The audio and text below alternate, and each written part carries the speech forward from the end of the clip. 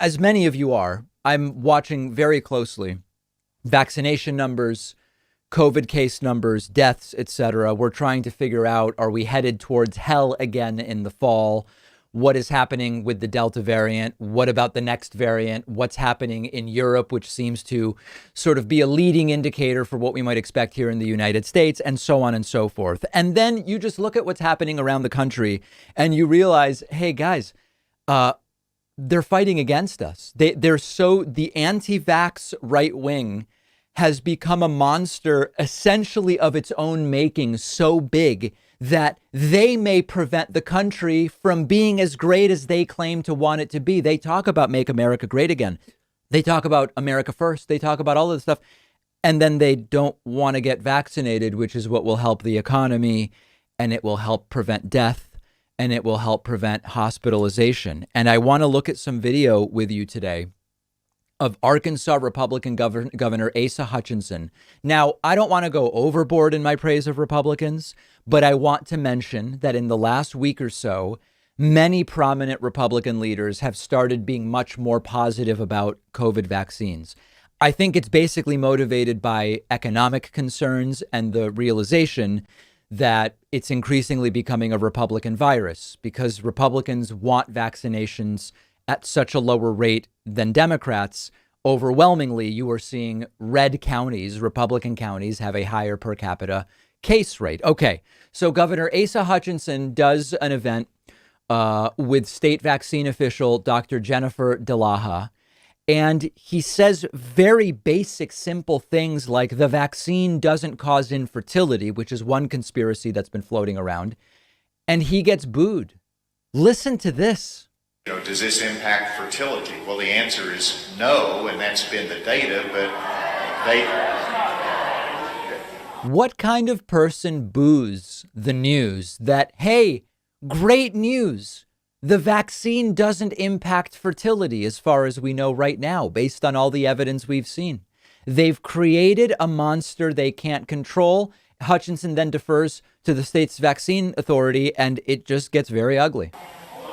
Dr. Dillahay, do you want to answer that?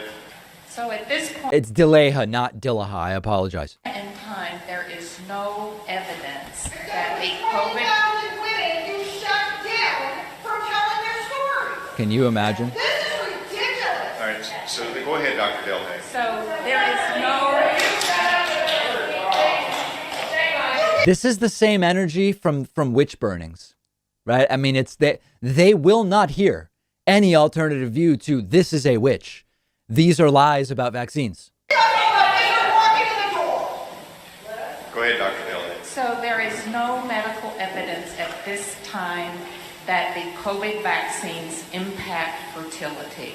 There is a great deal of evidence that the COVID illness itself causes problems with pregnancy and fetal demise. So I think So understand that. The evidence isn't that the vaccine causes fertility issues. The evidence is COVID can cause issues with pregnancy. How do you talk rationally with these people? I mean, reach across the aisle. Who are you reaching out to? And this is something that we're getting more and more information about. I think it's worth repeating. Women's periods and the immune system are connected. As a woman is about to ovulate, her immune system ramps itself up to prevent any infectious agent from interfering with the start of a pregnancy, with the fertilization and implantation of the egg.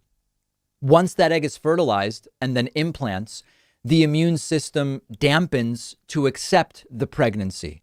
The uterus has immune cells. Those can be affected by hormonal changes. The immune system and cortisol, which is the stress hormone, those are related, and periods respond to cortisol levels. So the long and short of it is, there are anecdotal reports of a late period in some women after the second dose of the vaccine.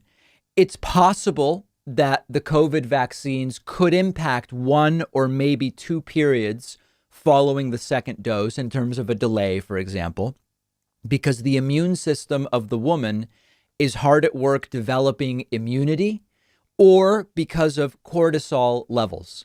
as Dr. DeLeha is stating, there is no evidence of an impact on fertility. There's no evidence of any long-term effects.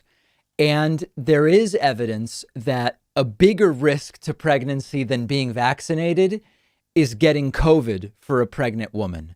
But the crowd doesn't want to hear it. So again, for everybody saying, we've got to just relate to these people, we've got to reach across the aisle, get them vaccinated, I'm with you. But how do you do that? Where they literally start chanting, they become, I hate to use a term that is a portmanteau created by former producer Lewis, they become feverent. Yeah, I know it's not a word, but you can look that one up on Urban Dictionary. How do you calm them down? They're experiencing this outrageous state of like a hyperarousal where they just can't stop screaming when a doctor is simply saying there's no evidence of that. I don't know how you connect with those people, but it is very scary stuff in terms of what it means for the United States reaching herd immunity, if that's even still something we think we might be able to do. One of our sponsors is privacy.com. They're giving you $5 when you sign up for their completely free service at privacy.com/Pacman. I've been using Privacy for a little over a year now. You've heard me talk about it before. It's a lifesaver, and here's how it works. Takes just a couple of minutes to set up. Anytime you buy something online or on the phone, instead of actually using your real credit card number, the Privacy app and the browser plugin let you give each company a randomized virtual credit card number that you create out of thin air. It'll even autofill the card number with one click. And the payment is taken out of your checking account without the merchant ever knowing your real information. So this allows you to keep your banking information secure, but also to take control of your finances. You can create up to 12 of these virtual credit cards a month. You can set spending limits. You can freeze them.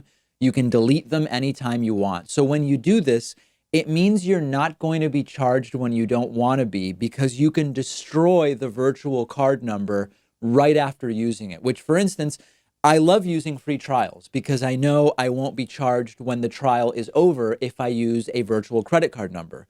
You're keeping your identity private by not telling companies who you are. You're keeping your bank or credit card info protected against data breaches and identity theft.